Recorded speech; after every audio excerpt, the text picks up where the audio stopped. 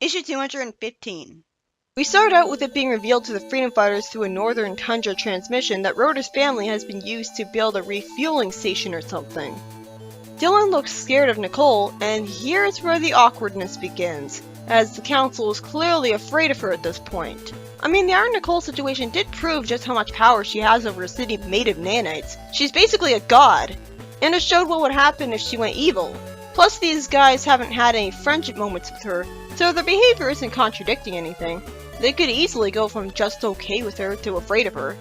I'm torn between hating this out of pity for Nicole, like I always did, and frustration since she's clearly not brainwashed anymore, and loving it because at least Nicole's character is being used for something interesting again.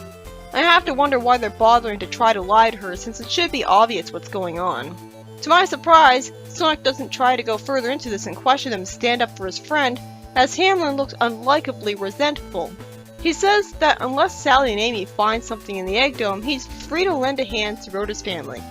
Seriously, I'm exhausted of them by this point. They seemed to be fine, and then they were brainwashed. They were unbrainwashed, and then brainwashed again. They recovered from that, and now they're in trouble again. We've gotten the rug pulled on us where we thought they were fine, and then they weren't 3 times by this point.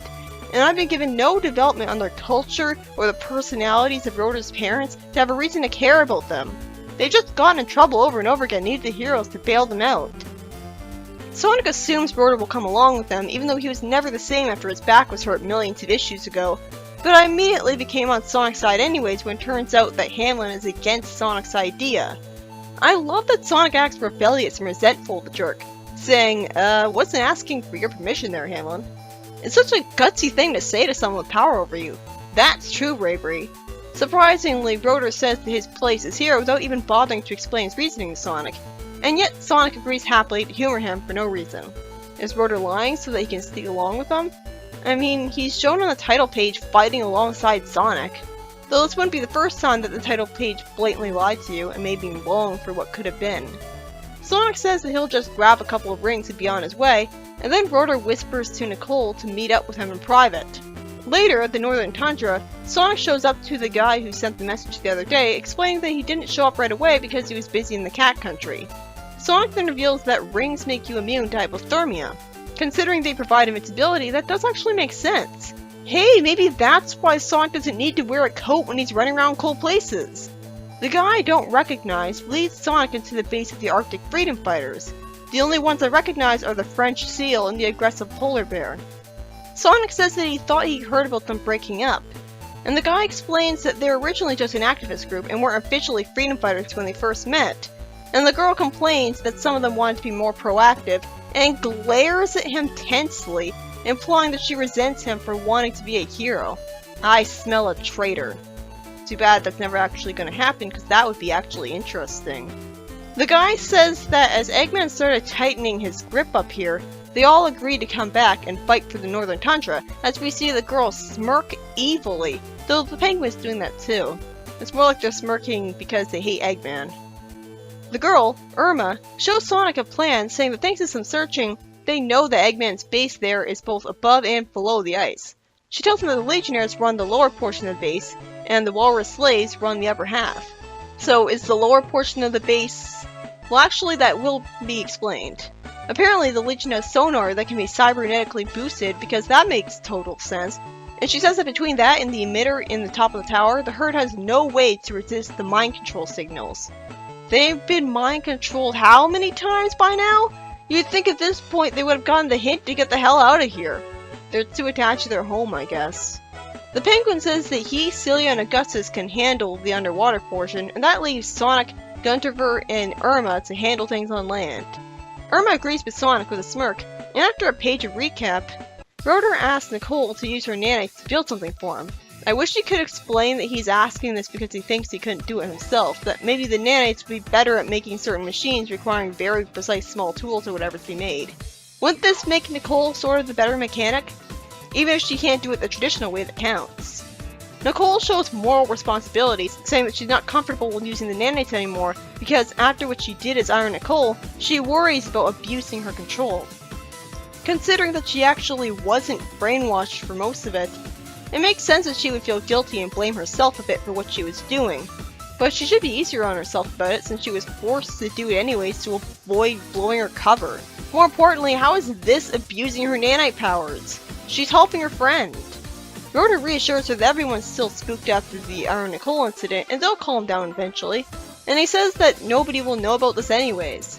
Nicole agrees that this will be their little secret. Yeah. Rotor says that he lied to shut Hanlon up. Nicole worries about him being caught, and Rotor says that with that design he'll be gone and back before the sun sets. He lampshades that he's been away from the adventuring for too long, and puts on a battlesuit that looks a lot stupider than I'd imagined it to be from what I heard about it, as it looks more like a footballer's outfit than the grey metallic battlesuit I thought it'd be. I was picturing something like Bunny's armor from that one side story. Rotor rockets off, and thinks about the time when Sonic was up in space. He had naturally tried to fill the void he left behind by making even bigger, badder weapons, as we see him riding in a spider mecha much like Eggman would make with fire behind him. Oh, I remember hearing about this. This was controversial apparently. Rotor explains that he went overboard, and while he took out plenty of badniks, he had gone too far and almost took out the freedom fighters as well. With all the fire from his inventions around, that would make sense. But that's no excuse to stop being useful. Perhaps traumatized by the incident or bad luck, rather than simply not making any fire-related inventions anymore, he vowed to never build another weapon again. And we see a flashback of him stupidly telling Fiona to not use guns against robots, as he thinks that he made a hypocrite out of himself more than once. Yeah, especially since he used guns. I think less people might have bitched about this whole revelation if it had been revealed by Rotor in the first few issues after Sonic had come back from space. Instead, it comes completely out of nowhere, long after the fact. I was under the impression that he was still building weapons to help his friends the entire time and had never stopped. Now it's officially confirmed that he's been basically useless the whole time. Sure, he's been making harmless inventions, but nothing that would say, let the freedom fighters who can't fight robots fight them. You'd think he'd have learned by now that refusing to make ray guns for characters like Sally and Antoine would just risk them almost being killed. Just like before.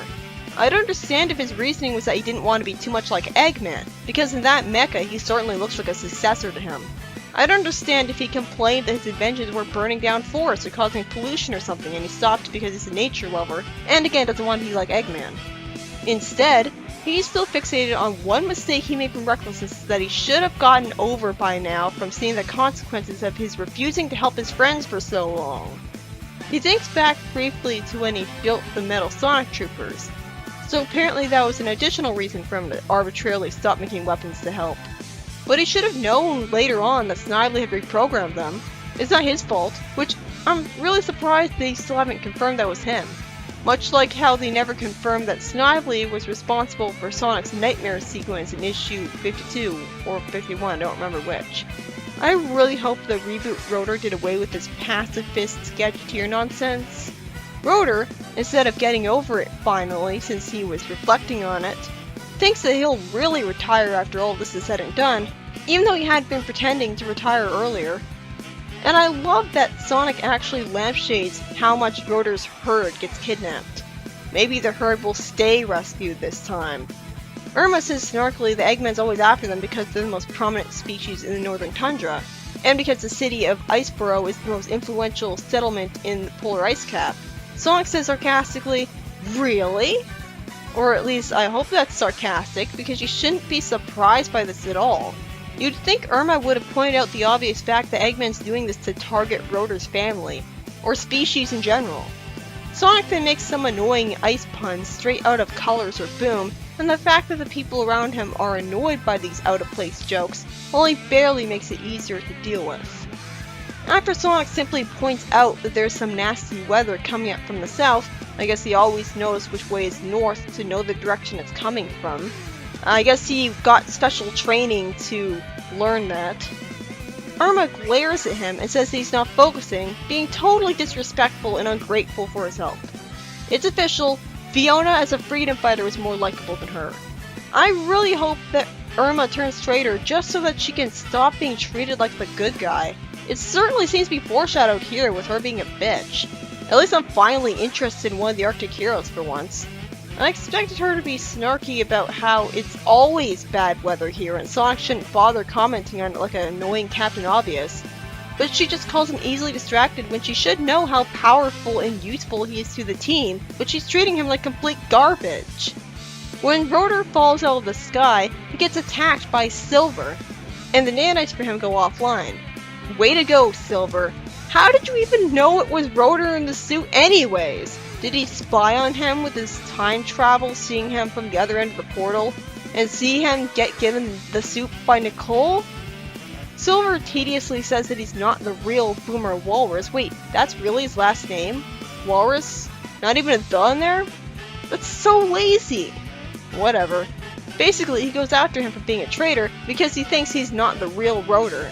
I guess because he started going by Rotor instead of Boomer, and so Silver assumed he had replaced the old Rotor. And Silver doesn't have enough information on Rotor from his ruined future to know that he's been holding back as a pacifist for several months now, and thus would never even unintentionally become the traitor who destroys the Freedom Fighters. Also, I'd like to point out that Silver even claiming the Freedom Fighters got that fate, and coming from a doomed future because of it all, directly contradicts everything established about the future from In Your Face onwards, which shows it being at peace with the Freedom Fighters adult and alive and well. So how can Silver, believing what he does, possibly make sense when it never happened in the first place? The only way I would fully accept this is if it was revealed that Silver's actually just from another dimension and only thinks that he's time traveling. Either way, Silver better not make it impossible for Rotor to help save his family when he just tried to help on a mission for the first time in forever, because he's really looking unlikable right now. Silver probably doesn't have enough information to go off of to know about the evil Rotor calling himself Boomer. That's the whole thing with him, he's just going off little information because of his doomed future. But the problem is that he can time travel to any point that he wants. So he should be able to get any amount of information he wants as accurately as possible by time traveling all sorts of different points in time. His whole concept makes absolutely no sense. He's just the definition of an arbitrary villain, because if he was working with two brain cells instead of controlled by the writer to be an antagonist, he'd have gone to the point in time where the Freedom Fighters supposedly got destroyed by continuously time traveling, and saved them, and seen who the traitor was himself. Or, if he's in the wrong dimension, he should have gone to the future of this Mobius and realized it was peaceful and all the Freedom Fighters were alive and well. But instead, he's dumber than Knuckles ever was. And he met Lara Sue, so he should know that they're all gonna be fine. Meanwhile, in a second story, 200 years from now on Ong's Island, Silver thinks to himself that he'll have to thank Edmund for letting him do his research here, as we see the future Freedom Fighters, with Lara Sue on a painting on the wall. Wait, does this mean that maybe the traitor he was looking for was actually among the future Freedom Fighters? No, that gets contradicted later when his plot is resolved. And I got the implication that Vector's son died since Sonic said he'd be with him in spirit, and that's the context people say that in. So I had to get a picture taken with him out there. Unless this is all the more proof that this is an alternate dimension where he did survive. Or I guess Vector's son took his time to come over there just so that they can get a picture with him. And that Edmund fellow, was he a descendant of Knuckles? At first I wondered that was the original Edmund, but that couldn't make sense. Anyways, we see Silver reading a book saying that Rotor used to be called Boomer. You'd think a book telling him about the history of the first Freedom Fighters would tell him that Boomer was Rotor's old nickname. But, well, maybe it did and he closed the book right away, but you'd think the book would have explained this literally just a few words afterwards, or phrased it as Rotor, who went by Boomer back then. This is very arbitrary conflict, another example of Flynn's writing being contrived, as it forces the concept to happen despite all logic. I mean, at least with a plot hole I can immediately try to figure out a better explanation. Plot holes make me think, contrivedness just makes me rant. That's not even pointing out the fact that they weren't the first Freedom Fighters. The first ones were adults who got sent into the Zone of Silence after making the incredible historical contribution of having Knothole as a village be built in the first place. You'd think their memories would live on instead of being ignored by history, unless again, this is all more proof that Silver comes from a different dimension like in some of the games. Silver decides not to go talk to his master about what he discovered and go back in time himself, explaining that he thinks he doesn't need a super warp ring this time because he's confident in using the power of the time stones now. Good, they're using the proper logical explanation for why Silver can time travel that a lot of people suggested for 06. Problem is, 06 still made more sense, Because at least Mephiles being in total control of where he sent Silver explained why Silver didn't just time travel to the exact point where he thought the bad thing would happen and prevent it there. Since Silver himself couldn't time travel, he was relying on someone else to do it for him. But yeah, he apparently needed a super warp ring to augment or control better the time stones, because that's totally necessary. That makes perfect sense. I mean, wouldn't you just need either one or the other?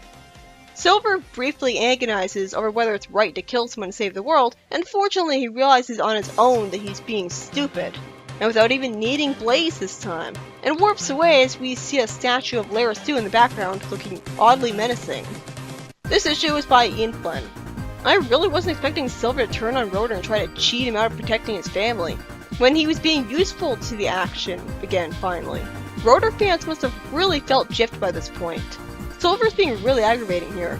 Again, he's only here through the power of plot holes, as there's no reason he couldn't have time traveled to the exact point where the betraying happened, or at least time traveled enough to learn to not be confused by Rotor's name change.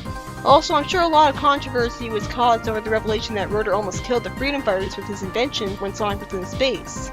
My problem isn't with that in particular. It makes perfect sense that things will go haywire eventually, and this wouldn't be the first time that Rotor's invention screwed up.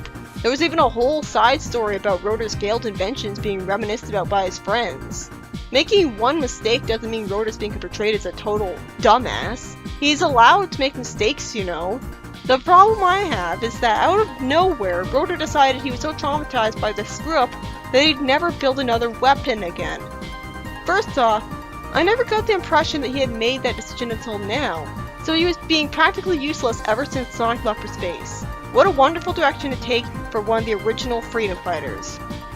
Second, he should have learned he was being stupid by now, when Sally would get hurt, or something like that, from not having any ray guns to protect herself with. Third, this wouldn't have felt as bullshit if this had been revealed right after Sonic came back from space, and Rotor got over the pacifist nonsense in a quick character arc. But instead it's suddenly revealed out of nowhere long afterwards. Fourth, Rotor's reasoning for not building weapons like that again would have worked better if it was about him not wanting to be compared to Eggman, or maybe he burned a section of the Great Forest by accident and he's a nature lover. So many problems with this pacifist decision is absolutely ridiculous, and it's to the point where it greatly overshadows the problem of Nicole being feared in comparison. I mean, at least that makes some kind of sense.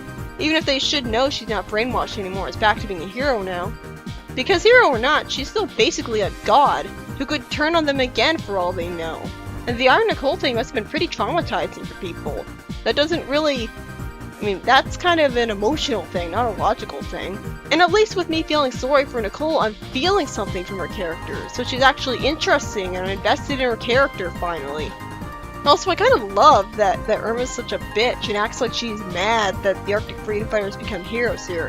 At least I'm interested in her now, and maybe this is foreshadowing to her turning traitor later. In the second story, which I almost forgot about in the summary, just has a backstory for why Silver turned on Rotor. It was pretty pointless, only causing me to get even more confused over the inconsistency of Lara Sue being blatantly on a wall in his future, when the whole reason his future is the way it is because the Freedom Fighters were destroyed long before Lara Sue could even be born.